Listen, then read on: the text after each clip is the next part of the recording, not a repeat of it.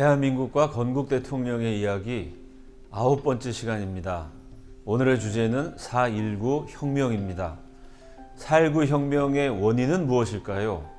첫째로 절대 권력의 문제입니다. 영국의 액튼 경이 이런 말을 남겼습니다. 권력은 부패하고 절대 권력은 절대로 부패한다. 동서고금의 역사를 비춰보면 정확한 말인 것을 확인할 수 있습니다. 권력이 있는 곳에는 이권을 노리는 사람들이 모여들게 돼 있습니다. 어느 권력이나 정도의 차이는 있지만 부패를 완전히 피해갈 수는 없습니다. 그래서 제대로 된 민주주의 국가는 삼권 분립이라는 제도로 권력과 권력이 서로를 견제하게 만듭니다. 이 견제 작용이 제대로 작동하지 않았을 때 절대 권력, 권위주의, 또 독재의 문제가 발생하게 됩니다. 1954년 전후로 이승만은 대한민국의 절대 권력자가 됩니다. 전쟁을 치르면서 군인, 경찰은 이승만의 명령에 절대 복종하는 조직이 되었습니다. 국회는 이승만을 정점으로 한 자유당이 장악을 해버렸습니다. 그 이승만을 견제할 세력이 아무도 없었던 것입니다.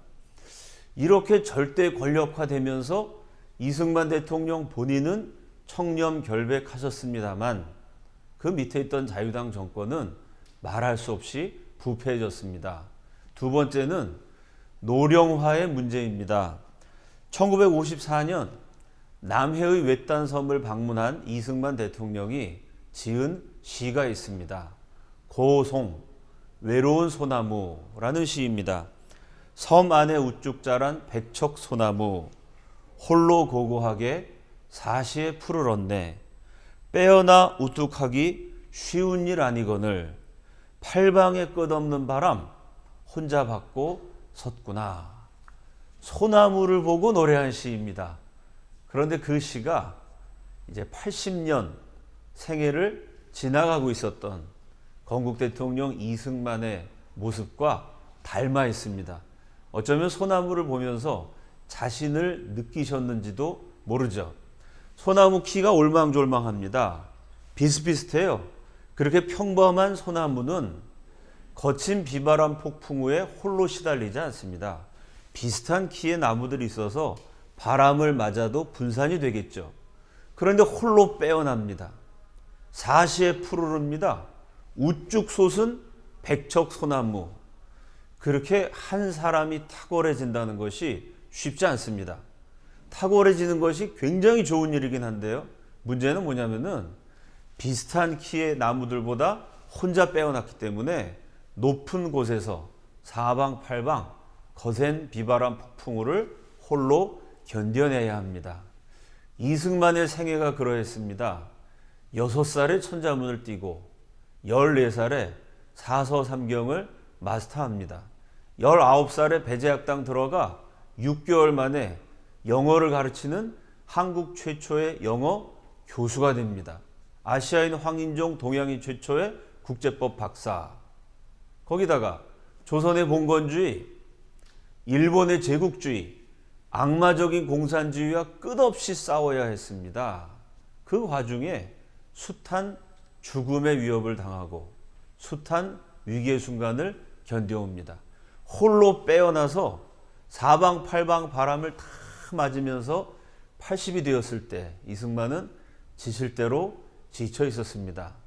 아무리 탁월해도 사람은 사람입니다. 세월을 이기는 장사는 없습니다. 가는 세월을 잡을 수도 없고 오는 세월을 막을 수도 없습니다. 지금도 연세가 80이라 그러면 적지 않은 나이입니다. 이승만 대통령 당시에는요, 한 동네, 마을 전체에 환갑까지 사는 사람이 한 분, 두 분 있을까 말까 했습니다. 그래서 환갑잔치를 동네 사람들이 모여서 다 같이 축하해 주던 시절입니다. 그 시절에 80이라면 지금으로 치면은 100살을 훨씬 넘긴 고령입니다. 이승만은 늙고 완고해졌고 지쳤습니다. 자신이 평생 이룬 업적으로 말미암아서 자만심도 생겼습니다. 거기다가 자꾸 연세가 드시니까 귀도 안 들리고 몸도 피곤하고 지칩니다. 자, 이렇게 절대 권력화되고 노령화되면 무슨 문제가 생길까요? 인의 장막이라는 게 형성이 됩니다. 사람이 건강하고 기분 좋을 때는요, 누가 싫은 소리 해도 어허 그런가? 웃어 넘길 여유가 있습니다. 이승만 대통령도 그랬어요. 그런데 연세가 들고 자신의 성공에 도취돼서 자만심이 생기고 자꾸 사람이 지치고 피곤하고 아픕니다. 내가 아프고 지쳐 있는데 또 내가 대단한 사람이라고 생각하는데 옆에서 자꾸 그거 아닙니다. 잘못됐습니다.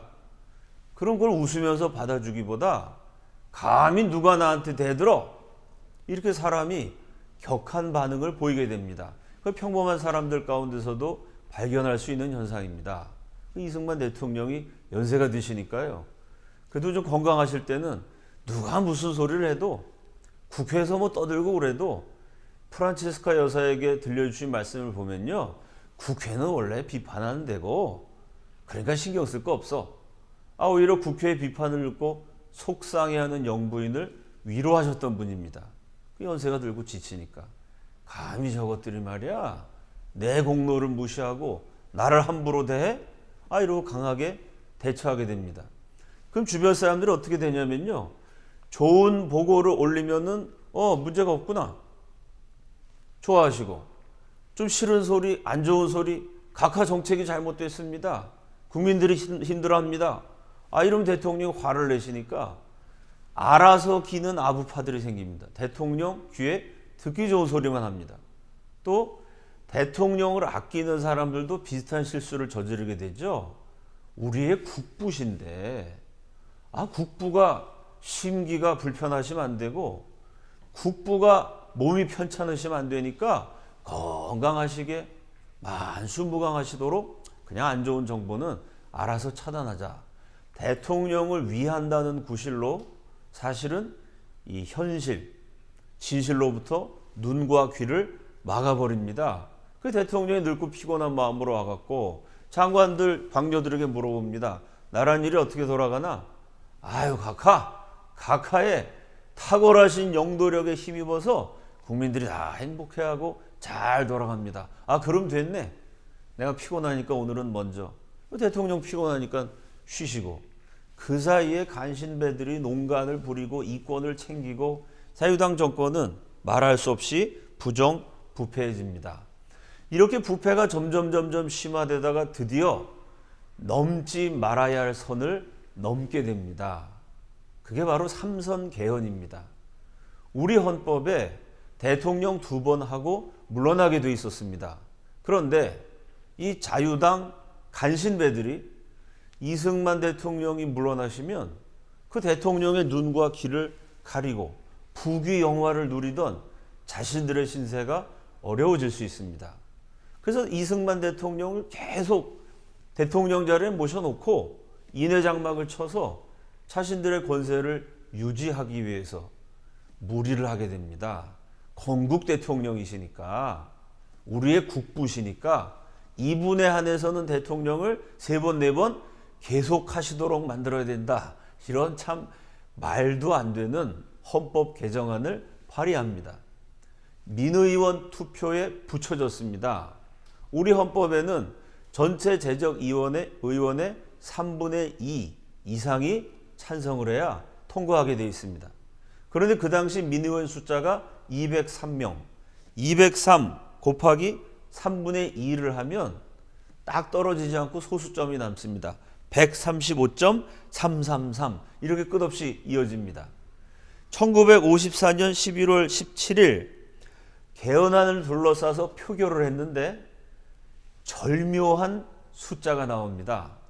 찬성한 국회의원 숫자가 135명입니다.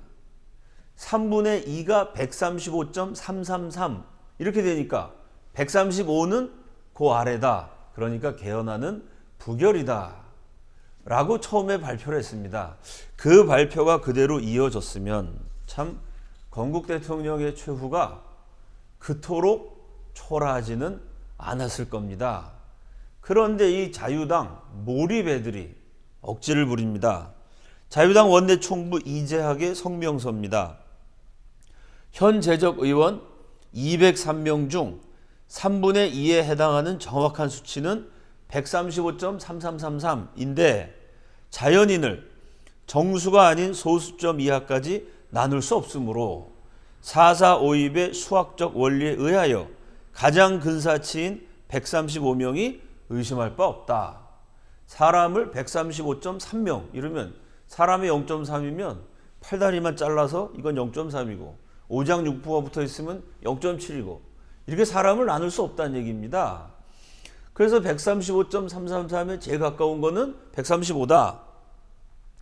개헌에 필요한 3분의 2 이상이라고 하는 것은 3분의 2 초과라 하는 것과는 다른 의미의 법률적 용어로서 3분의 2의 수를 포함해서 3분의 2와 그보다 많은 수를 지칭하는 것이며 참 산수에서는 이게 맞는 얘기죠. 1 이상 그러면 1, 2, 3 이렇게 나가는 거고요. 1 초과 그러면 1은 안 들어가고 2, 3 이렇게 됩니다. 그러니까 135명 이상이니까 145명도 된다는 겁니다. 이것을 전술한 수학 방법에 의하면 135명의 찬성으로서 개헌안은 가결되는 것이다. 참 대한민국 국회가 산수 노름하는 장이 됐습니다. 이래갖고 어거지를 써서 헌법을 고칩니다. 그래서 이승만 대통령이 계속 출마할 수 있도록 길을 열죠. 이 무리수 때문에 하지 않아도 되는 1960년 3월 15일 부정선거가 저질러집니다. 1960년의 선거는 여러 가지 면에서 특이합니다. 원래대로라면은 이승만이 출마할 수 없는 선거입니다. 근데 어거지로 4.4.5입 개헌안 이런 거를 우겨서 통과시키는 바람에 출마하게 됐습니다. 자, 여러분 보여주시는 화면처럼 자유당 대통령 후보 이승만, 부통령 이기붕, 반대하는 야당에서는 조병옥, 장면 이 두 분이 대통령, 부통령 후보로 출마했습니다. 이 60년 선거가 특이한 점은요, 대통령에 초점을 맞춘 것이 아니라 부통령에 초점이 맞춰진 선거입니다. 상식적으로 생각해 보면요, 대통령 나가고 싶을까요? 부통령 나가고 싶을까요? 정치인이라면 대통령을 원하지 부통령을 바라는 사람 없습니다. 그런데 희한하게도 야당에서 대통령 후보를 선출할 때 조병옥 박사, 장명 박사 모두 서로 부통령이 되려고 합니다. 왜 이런 문제가 생겼냐면요, 첫째는 여러 가지 실정을 저질렀지만 그래도 이승만은 국민들 사이에 절대적인 카리스마가 있었습니다. 나라를 세워줬고 전쟁에서 나라를 지켰고 전 세계에서 구호물자를 걷어다가 백성들을 먹여 살렸습니다.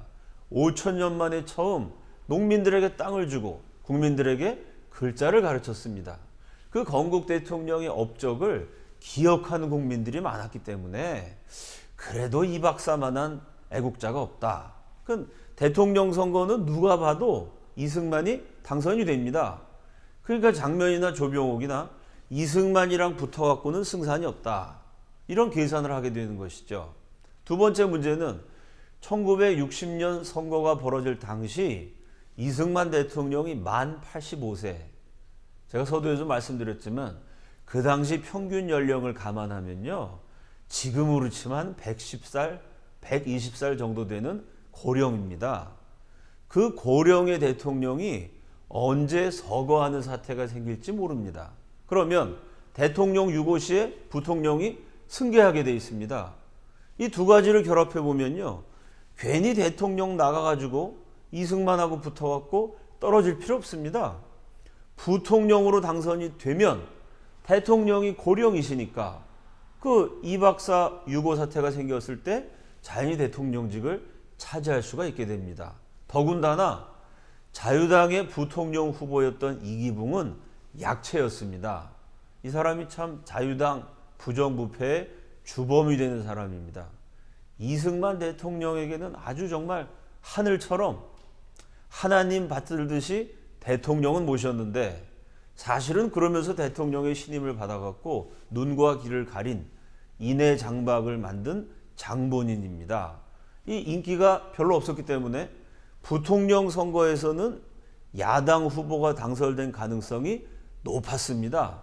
그러니 첫째는 이승만이랑 붙어봤자 안 되고, 둘째는 이승만이 고령이라 유고 사태가 생기면 물려받을 수가 있고, 셋째는 이기붕하고 붙으면 이게 되는 싸움입니다. 그래서 희한하게도 조병옥과 장면이 서로 부통령이 되겠다고 다툽니다. 그러다 결국 표를 많이 받은 장면이 부통령 후보, 조병옥이 대통령 후보가 됩니다. 거기다가 또 하나의 사건이 벌어지죠. 이 조병옥 선생이 위종양이 있어가지고 그때만 해도 한국에 치료할 수 있는 기술적인 그 의학을 가진 병원들이 변변치 않았습니다. 그래서 조병옥 박사가 미국 가갖고 수술까지 했지만 결국 병을 이기지 못하고 선거 한 달쯤 앞두고 세상을 떠납니다. 그나마 대통령 후보 나왔던 조병옥 씨도 돌아가셨으니까 이제는 뭐 이승만 박사 단독 후보니까 당선되는 건 뭐 보장된 거나 마찬가지고요. 이제 부통령이 초미의 관심사가 됩니다. 그러니 자유당 간신배들이 얼마나 다급해졌겠어요. 부통령을 빼앗기면 정권이 넘어가게 됩니다. 정권이 바뀌면 이 자유당의 전횡과 횡포에 아주 이를 갈고 칼을 갈고 있었던 야당에 당연히 보복, 청산 과정이 따르게 되죠. 그 부귀영화를 잃어버린 정도가 아니라 감옥에 갈 수도 있습니다. 이 지경이 되니까 자유당 지도부가 수단과 방법을 가리지 않고 부정선거를 저지릅니다. 선거운동 할 때부터 야당 후보들의 선거운동을 집요하게 방해를 합니다.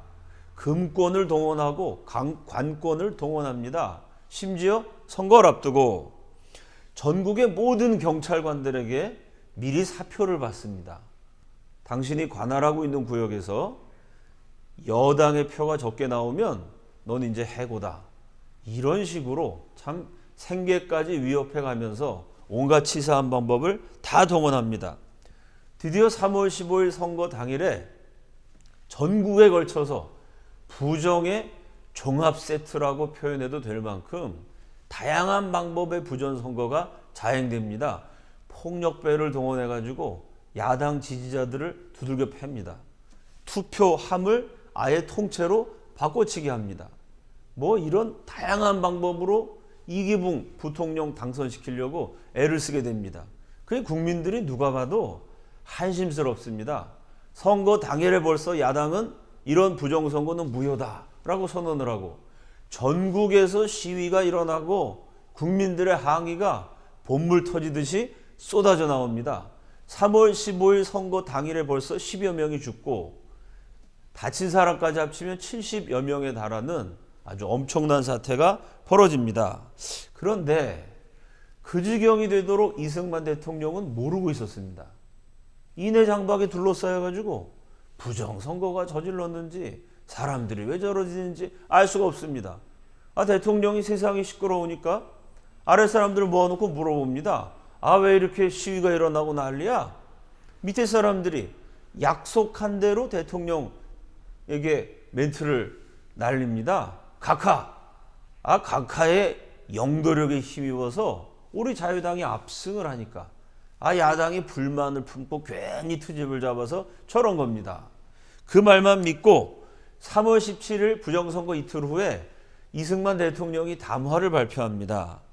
안 될 일을 하다 실패하고 나서도 깨닫지 못하고 야당이 지는 선거인데 하다가 본인들 능력이 부족해서 안 된 걸 갖고 못 깨달았다는 겁니다. 도리어 마산 사건 등의 책임을 자유당에 밀고 있는 것은 당치 않은 일이며 그 마산을 중심으로 부정선거 규탄 아주 시위가 많이 일어나니까 그런 책임이 자유당에 있다고 미루는 것은 당치도 않은 일이다. 아주 민심과는 전혀 엉뚱한 그런 얘기를 합니다. 그리고 공권력을 동원해가지고 이 자유당 수뇌부가 국민들의 시위를 눌러버립니다. 한 달쯤 지나니까요. 전국적으로 시위가 막 일어나가 잠잠해졌습니다. 그래가지고 그냥 어물쩍 넘어가나 했는데 4월 11일에 전라남도 남원 태생으로 마산에서 공부하고 있었던 김주열이라는 학생이 부정선거 반대 시위에 참여했다가 행방불명이 됐습니다. 그런데 4월 11일 날 그 꽃다운 소년의 시체가 바다에 떠오른 겁니다. 그 시체가 바다에 던져졌다가 떠올랐으니 아주 참 몰골이 끔찍하겠죠. 거기다가 눈에 슈릇한 자국이 콱 박혀있는 채였습니다. 그 시위에 참여했다가 행방불명됐다가 떠오른 걸 보니까 이게 공권력의 참 행사에 의해서 이 학생이 죽게 된 것이다. 많은 사람들이 그렇게 생각할 수가 있겠죠. 꽃다운 학생의 그 처참한 시체를 보고 잦아들던 시위의 불길이 확 타오릅니다. 전국적으로 부정선거 다시 하자라고 외침이 아주 방방곡곡에 들리게 됩니다. 자, 이 지경쯤 되니까 이승만 대통령도 뭔가 사태가 심상치 않다는 것을 알게 됐습니다. 그 4월 12일 국무회의록을 보면은 김주열의 죽음을 대통령이 언급을 합니다. 그리고 이거 뭔가 선거에 문제가 있는 거 아니냐? 장관들에게 질문을 하게 됩니다. 혹시 선거가 잘못되었다고 들은 일은 없는가? 이게 그 국무회의록에 남아있는 대통령의 말씀입니다. 얼마나 어처구니 없고 참 비극적인 얘기예요. 부정선거를 저지른 놈들 앞에 놓고 그 간신배들 때문에 눈과 귀가 다 막혀서 세상 돌아가는 걸 모르면서 부정선거 범인들한테 하신 말씀이 선거 잘못됐다고 들은 일 없나? 이렇게 상황을 모르셨습니다. 양심이 있었다면 그때라도 저희가 잘못해갖고 사실은 이렇게 부정을 저질렀습니다 라고 석고대죄했어야죠. 그러면 그 당시 자유당 수뇌부한테 양심을 기대하는 것 자체가 어리석은 일입니다. 문제가 없습니다. 빨갱이 놈들이 배후에서 조종해서 그렇습니다. 천편일률적인 대답만 늘어놓습니다. 그 말을 듣고도 이승만 대통령이 뭔가 석연치 않았어요. 그래서 이렇게 말씀하십니다. 대통령을 사임하고 다시 자리를 마련하는 이외에는 도리가 없다고 보는데, 여러분 이때까지만 해도요, 전국에 일어났던 시위의 구호가 부정선거 다시 하자였습니다. 이승만 대통령 물러나라는 사람은 없었습니다. 물러나야 된다는 얘기를 처음 하신 분은 이승만 대통령 본인입니다. 뭔지 모르지만 국민들이 이렇게 소란하고 데모를 하면은 이거 대통령 물러나야 되는 거 아니야? 라고 본인이 먼저 말씀하셨습니다. 그리고 4월 18일에 이승만 정권의 종말을 재촉한 사건이 벌어집니다. 여러분 보시는 화면처럼 고려대학교 앞에서 학생들이 평화적으로 시위했습니다. 이 사진에 학생들이 빽빽히 모여 있는데요. 강목을 들고 있다든지 쇠파이프 휘두르는 학생 없습니다. 어깨 동무하고 구호를 외치는 평화롭고 정당한 시위입니다. 그런데 자유당 정권 내내 기승급을 했던 정치 깡패들이 이 학생들을 무자비하게 구타합니다. 폭력으로 짓밟아 버리니까 그 다음 장면, 대열을 정돈했던 이 학생들이요, 여러분 보시는 사진처럼 그렇게 두들겨 맞아갖고 뿔뿔이 흩어지게 됩니다. 나라가 깡패를 동원해서 정의를 외치는 학생들을 구타했습니다. 이게 타오르는 민심에 기름을 끼얹은 격입니다. 결국 4월 18일 폭력 사태를 계기로 해서 4월 19일쯤에는 전국적으로 시위가 번져가게 됩니다. 그날 이승만 정권의 마지막 국무회의가 열립니다. 1960년 4월 19일 대통령이 이렇게 말씀하십니다. 오늘은 내가 이거 무슨 난중에 앉아있는 것 같아. 사람들이 나를 나가라고 하는 모양인데 순순히 좋게 내주려고 해. 그러니까 대통령은 국민들이 원하면 얼마든지 난 물러난다, 이런 충정이 있으셨습니다. 나는 무슨 이유인지 무슨 까닭인지를 똑똑히 알았으면 해. 무엇인지 까닭을 알아야 해결할 걸 아냐. 참 이 말씀을 보면 이승만 대통령이 마지막까지도 본인의 권력보다는 나라를 생각했다는 애국자라는 것을 알 수 있습니다. 동시에 이 천재 이승만이 인해장박에 휩싸여 가지고 이렇게 참 어리석어지실 수도 있구나라는 안타까운 심정도 듭니다. 부정선거 저질러지고 한 달이 넘게 지났는데 학생들이 맞고 다치고 죽고 난리가 났는데 그때까지도 그 원인이 뭔지를 모르고 있었습니다. 이렇게 대통령이 호소할 때는요, 밑에 있는 사람들이 한 달이 넘었으니까 참 사실은 이러이러한 일이 있었습니다. 자백해야 되는데 이 양심을 저버린 자들은 끝까지 허위 보고를 합니다. 홍진기 내무부 장관, 마산 사태는 1차로 민주당이 선도했고 2차로 제5열, 이거 이제 뭐 공산당이 원한 첩자, 반체제 세력 뭐 이런 의미겠죠. 배후에 그런 검은 세력, 붉은 세력들이 조정한 것 같습니다. 라고 보고했습니다. 최재형 문교부 장관, 학생들은 선동을 받은 것으로 보입니다. 배후 조정이 있는 것으로 추산됩니다. 홍진기 내무부 장관, 최재유 문교부 장관, 이승만 대통령 정권의 마지막 국무회의록을 보면 4월 19일 그날까지도 전국이 시위의 불길로 타오르고 있는데도 끝까지 허위 보고를 합니다.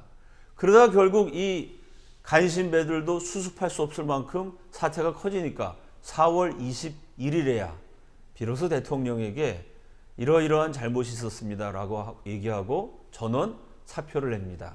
4월 21일 나라 망친 놈들의 사표를 받고 나서 그제서야 이승만 대통령이 사태를 깨닫습니다.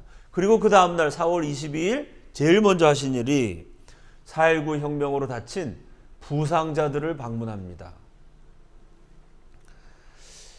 이승만 대통령과 시위 부상자들의 만남은 슬프고 안타깝고 기묘한 장면입니다. 이게 왜 기묘하냐면요, 한쪽은 절대 권력자입니다. 병상에 누워있는 학생들은 그 절대 권력자 이승만 정권하에 저지른 선거가 잘못됐다, 권력에 저항했던 투사들입니다. 그럼 어떻게 보면 적이라고 할 수 있죠.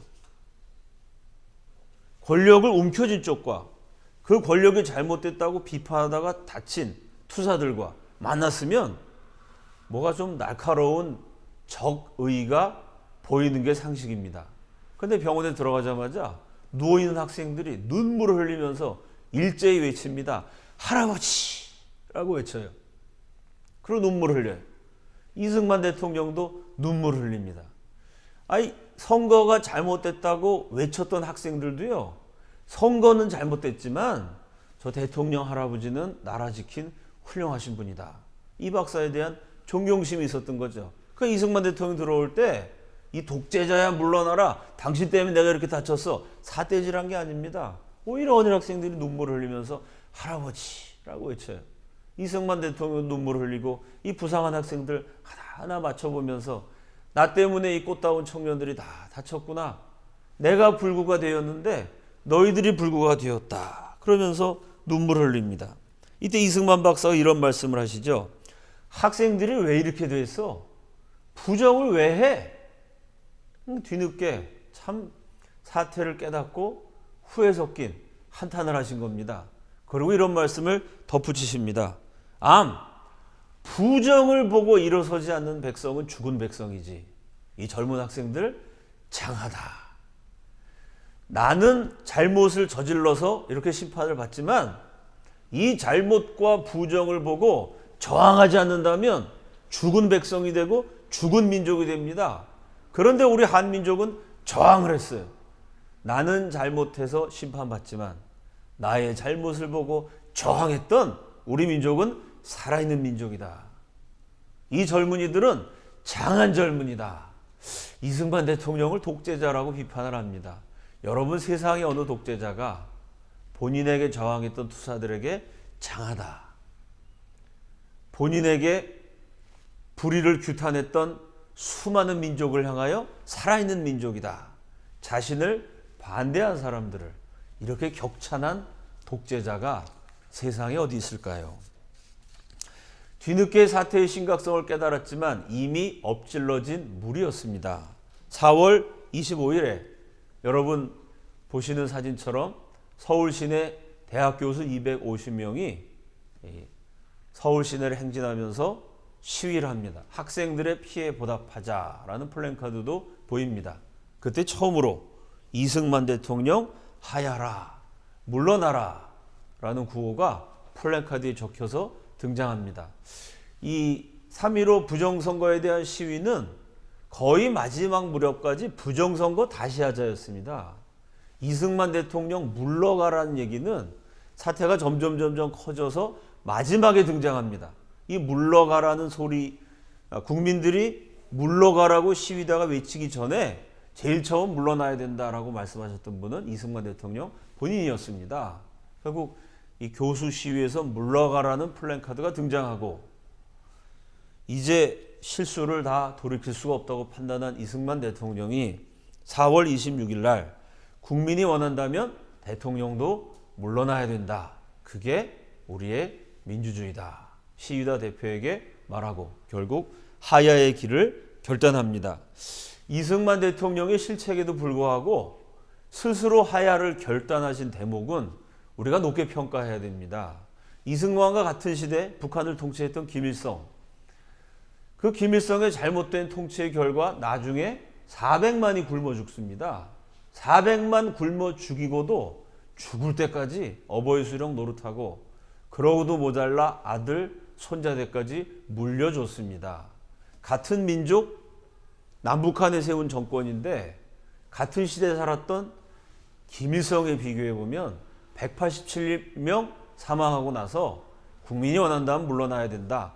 본인이 결단함으로써 피해를 최소화한 그리고 민주주의를 지켜낸 이승만의 결단은 기억해야 합니다.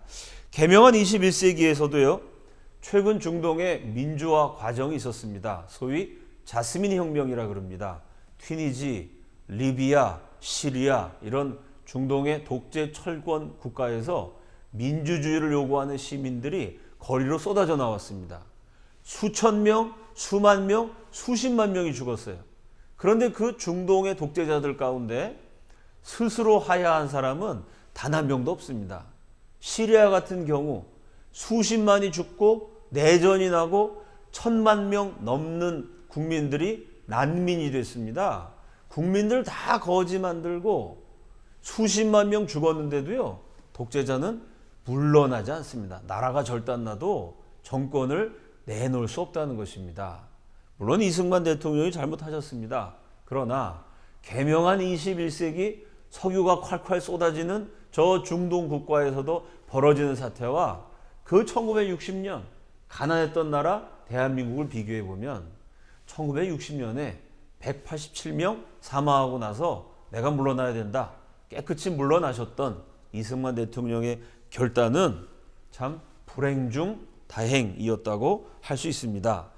이렇게 이승만 대통령이 물러가시자 함께 아시아의 공산주의를 막아내면서 싸웠던 반공투사, 저 자유중국 타이완의 장개석 총통이 위로의 편지를 보냅니다. 참 각하의 수고를 우리 한국인이 오랫동안 기억할 거다. 그동안 고생 많으셨다. 장개석 총통은 이승만 대통령보다 훨씬 독재를 강하게 하신 분이니까 저 정도 독재하고 저 정도 시위했다고 물러나나. 어쩌면 그게 좀 이해가 안 갔을 수도 있습니다. 어쨌든 그 위로의 편지를 받고 이승만 대통령이 답장을 보냅니다. 내게는 위로받아야 할 하등의 이유가 없습니다. 왜냐하면 내게는 조국을 사랑하는 100만 청년 학도가 있기 때문입니다. 하야하면서 이승만 대통령이 남기신 말씀에는 공통점이 있습니다. 본인의 정권에 저항해서 싸웠던 그 부상 학생들 찾아가갔거든요. 이 학생들 장하다. 불의를 보고 저항하지 않는 민족은 죽은 민족이다. 장개석 총통의 편지에 대해서는요. 내가 위로받을 이유가 없다. 난 불쌍한 사람 아니다. 내게는 조국을 사랑하는 100만 청년 학도가 있다. 마지막 물러나는 순간에도 그분의 가슴에는 조국이 있었습니다.